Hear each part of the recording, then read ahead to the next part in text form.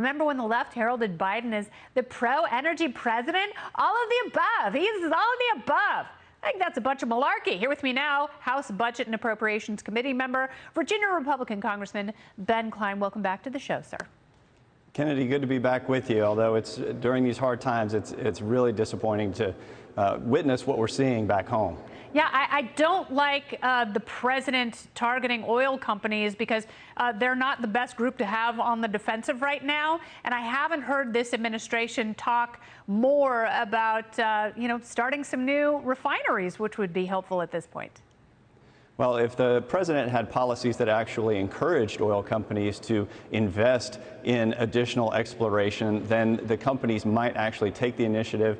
But they operate on 20-year planning cycles. And right now, the president has gone all in for Green New Deal, abandoned fossil fuels, and told them they either need to find a different line of work or close up shop. So what we've got now is when I go home on the weekends, I'm at the gas station and I'm having to deal with $5 gas and comforting people who are spending half of their income to fill up their tanks. And then I come back here and I encounter Democrats who are giddy at the fact that these oil companies are being redirected toward Green New Deal policies and that gas prices are so high, they're thrilled with that fact.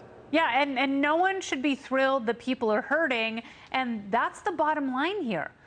People, they can't pay bills, and they're going to start making choices and withholding their spending when they can spend at all, and that will start to have a real ripple effect throughout the economy. But I think it's incredibly disingenuous to cheer on the fact that gas is so expensive, which might on some level be an impetus for using cleaner technology for some people who are blessed enough to afford it.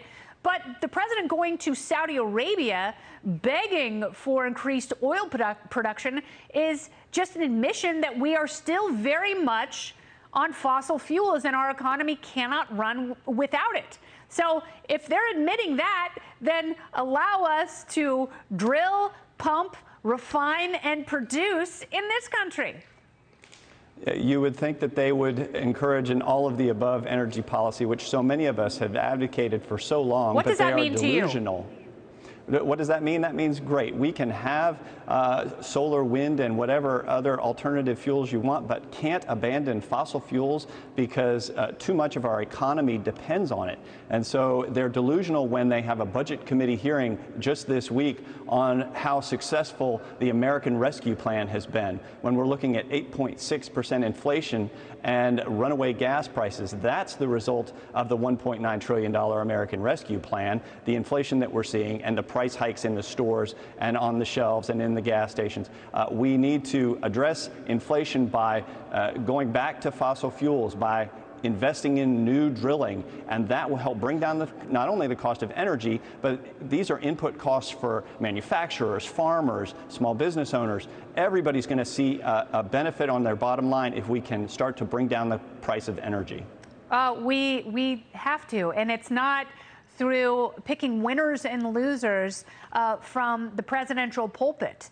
You create more losers than winners, especially taxpayers at the lower end of the spectrum who are doing whatever they can right now to stay above water. And as long as they're still floating, they're still voting against people like Joe Biden who don't care about their agony, and going out and touting a great economy is proof of that. Congressman, thank you so much. I appreciate it. Thanks, Kennedy.